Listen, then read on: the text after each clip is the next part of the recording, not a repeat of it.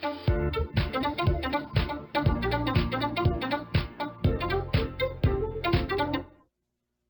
good day, my dear students. So we are still on module 1 of quarter 1, mathematics 10, pattern and sequence with that code M10 ELI A-1. So the module is divided into 4 lessons, namely lesson 1, pattern and sequence. We have discussed that already in our week 1. And we have this lesson 2 and lesson 3 for this week 2 of quarter 1, explicit form of sequence, and lesson 3, recursive form of sequence. And after going through this module, you are expected to solve sequence using explicit form of sequence and solve sequence using recursive form of sequence. Okay, so that topic is on page 11 of your module. So there is no explanation or definition of explicit and recursive in the module. So that's why we are going to discuss what is explicit form of sequence and recursive form of sequence and how to use explicit and recursive form to determine the terms of sequence. Okay. So let's define now what is recursive and explicit and differentiate the two form of sequence. So in recursive form, it is a sequence in which terms are defined using one or more previous terms which are given. While in explicit form, it is a formula that allows direct computation of any term of for a sequence a sub 1, a sub 2, a sub 3 up to a sub n. Recursive formula calculate each term based upon the value of the prior term. So it means we cannot use the formula of recursive if there is no given value or one term which is given. Okay, so that is the difference between recursive and explicit. While in explicit, you can directly find whatever terms you want in a sequence. It is written in terms of n, where you substitute a number for n. So the recursive formula depends on the value of the preceding or previous term a sub n minus 1. So it means if you want to solve for a sub 3 and a sub 2 is not given, so you cannot solve a sub 3 or any term of the sequence given the recursive formula. So, kailangan merong given na isang term talaga.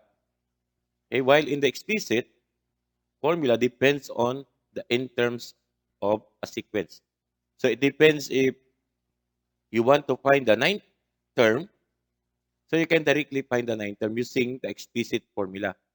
While in the recursive, you cannot directly find the ninth term without the given eighth term or e sub 8. So let's have an example.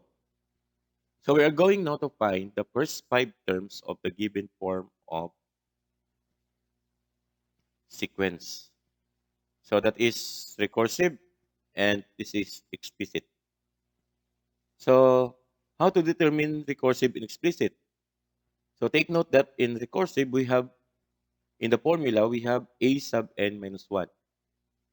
And explicit, wala siya. So directly n. Okay? So find the first 5 term of the given formulas. So if we're going to solve for a sub 1 of that recursive, so by substituting 1 as the value of n, so it is equals to a sub 1 minus 1 plus 3. Where a sub 1 minus 1 is a sub 0, which is undefined. Okay?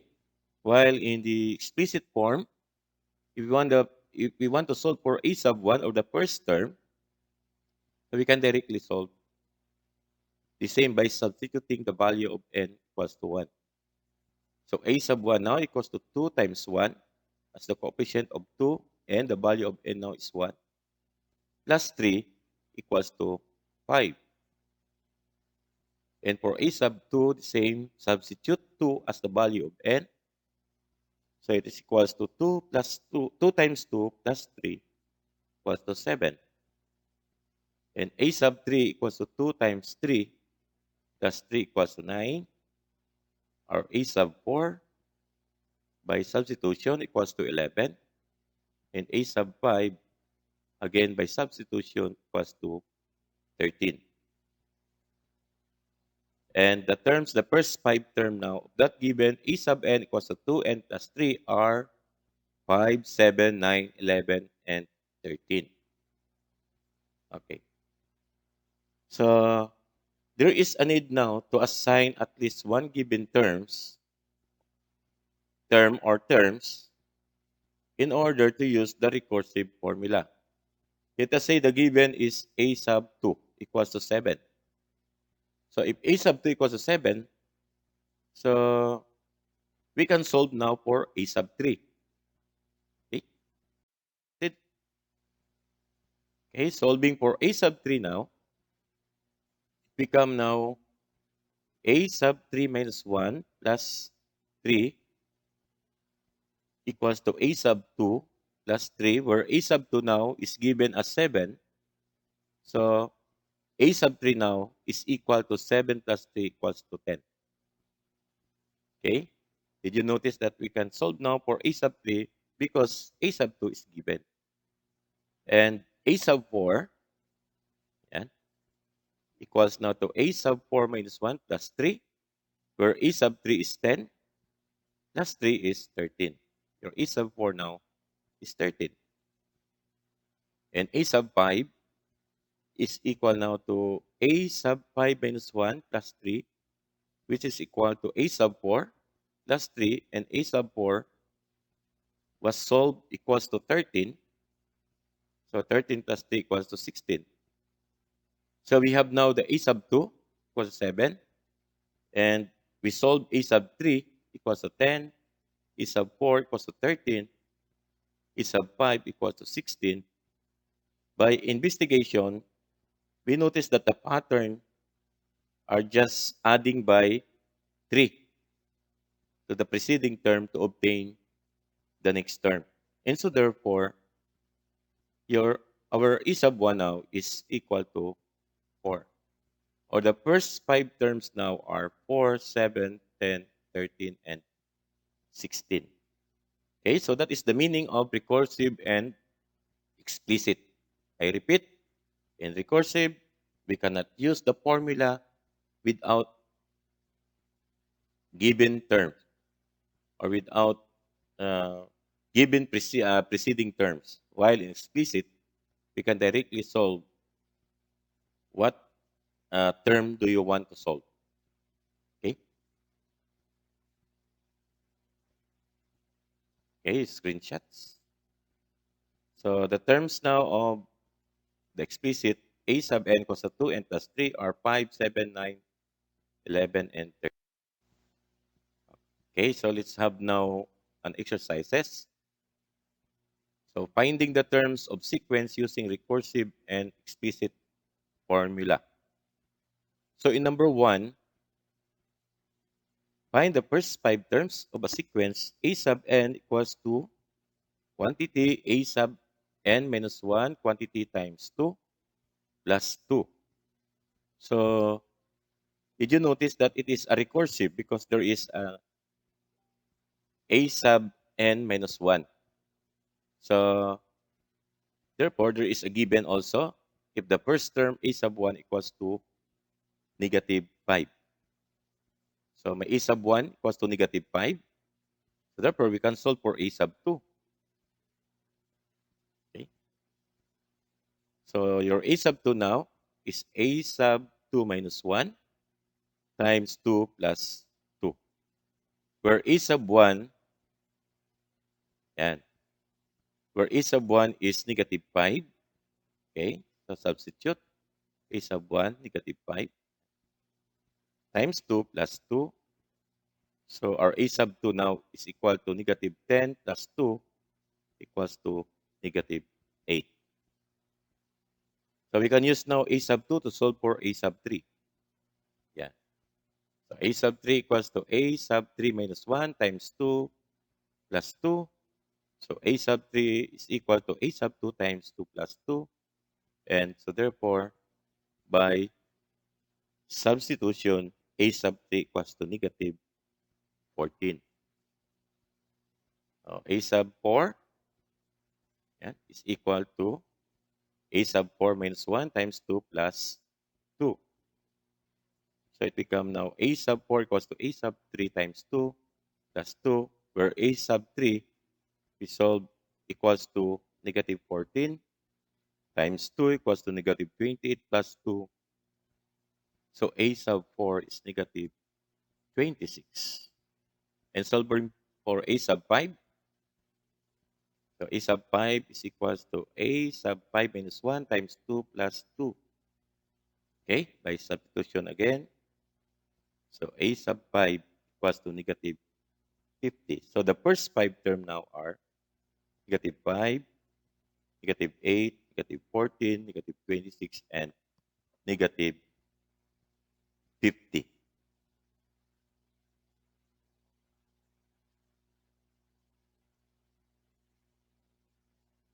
Okay, so let's continue. Okay, how about if the given is a sub n equals to n over 2 plus 7? So it is recursive or explicit? Yes, it is explicit because there is no uh, term with a sub n minus 1. So we can directly find a sub 1 without any given term. Okay, so we have that a sub 1 now. So substitute n to 1. So it is 1 half plus 7. So 7 in 1 half, a sub 1 equals to 15 or equals to 15 over 2. Okay, from mixed fraction to fraction. Okay, so a sub 1 is 15 over 2. Solving for a sub 2, so substitute the value of n equals to 2. 2 over 2 plus 7. So your a sub 2 now is 8. And a sub 3, so substitute again the value of n equals to 3 over 2 plus 7 equals to 8 in 1 half or 17 over 2. And your a sub 4 now is 4 over 2 plus 7. So equals to 9. And a sub 5 is 5 over 2 plus 7. A sub 5 equals to 9 in 1 half or 19 over 2. So therefore, the first 5 term of that given explicit formula are 5 over 2, 8, um, yes, 15 over 2, rather 8, 17 over 2, 9, and 19 over 2. Okay, so I think that examples are enough for you to use that as some exercises. Okay, so this time we're going to determine, so before we find the first 5 terms of the given explicit and recursive. So this time we're going to determine what are the formula satisfied to the given terms of sequence. So before given formula, we find the terms of sequence. So this time, we have given terms of sequence, we're going to find the formula. Okay. So for example, number 1,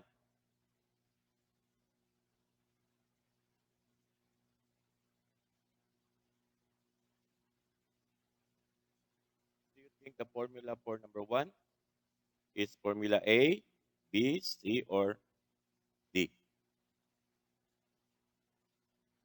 Okay, so number one, satisfy formula letter C. So if you examine, so if A sub in A sub n using A sub 1, so 1 squared plus 2 equals to 3. If finding A sub 2, so 2 squared is 4 plus 2 is 6. So letter C. How about number 2?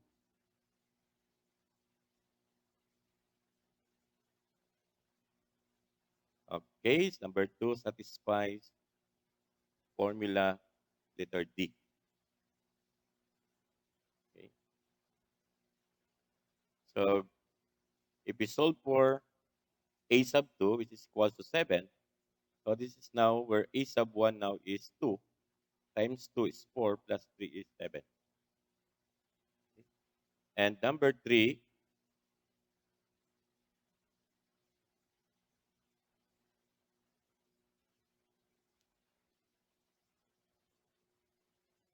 we have 16, 19, 22, 25, 28.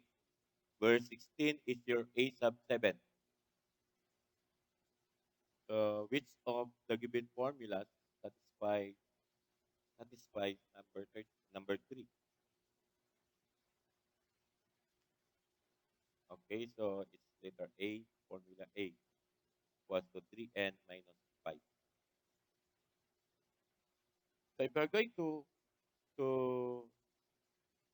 to prove or to check if it is correct, so just assign 16 as 7. So your n now is 7. So 3 times 7 is 21 minus 5 is 16. So therefore, this 19 is A sub 8. So your n is 8, 3 times n, which is equal to 8. 24 minus 5 is 19. So check number 3 is letter A. How about number 4?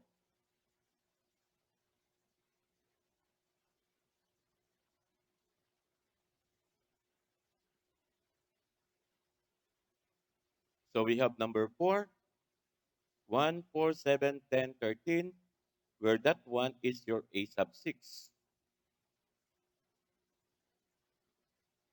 Okay, so it satisfies formula A. Okay, and number 5, negative 3, 3, 9, 15, and 21. Okay, so it satisfies formula B. So if your A sub 1 is negative 3, okay, let's try to solve for A sub 2. So this is now equals to A sub 1, which is negative 3, plus 6 is 3. Okay. So letter C, number 1. What kind of sequence is that? Yes, it is explicit form of sequence. How about number 2? Formula D. What kind of sequence is that? Formula of sequence. Okay, correct. Recursive. Number 3. Yes, it is explicit. And number 4. Of course, it is also explicit because they have the same answer with number 3. And number 5, which is B, is recursive.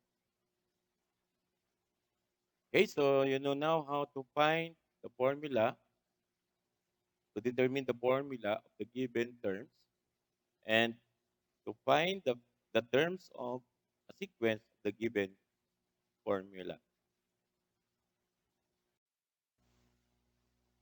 Okay, so we have now to answer assignment. So answer the given exercises on your module 1, quarter 1. Answer only one item each for what is it.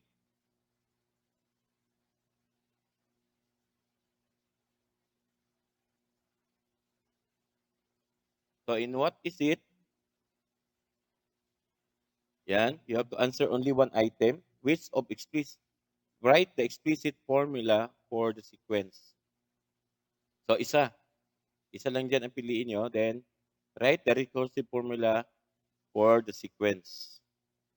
Okay? Yan. Isa-isa lang. And then, for what's more, yan. Try to answer more challenging set of problem and activities about the pattern sequence.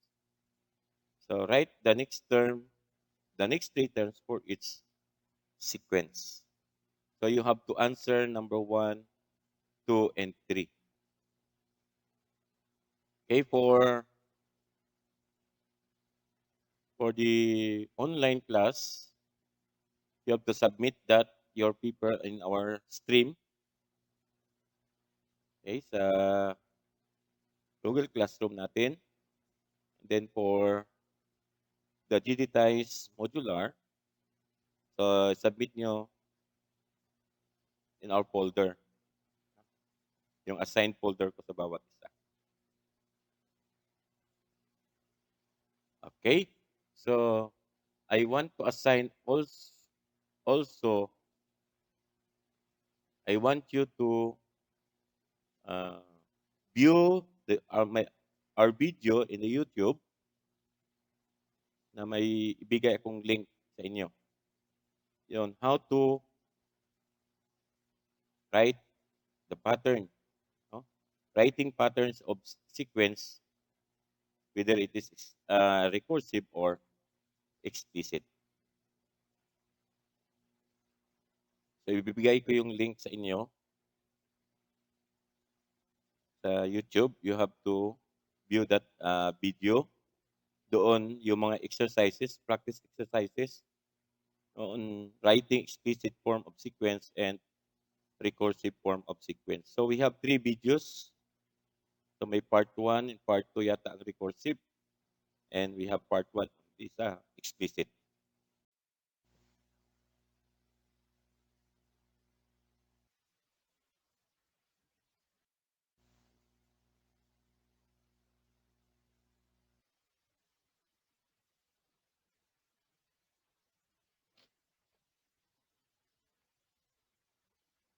Okay, so that's all for today. See you next meeting.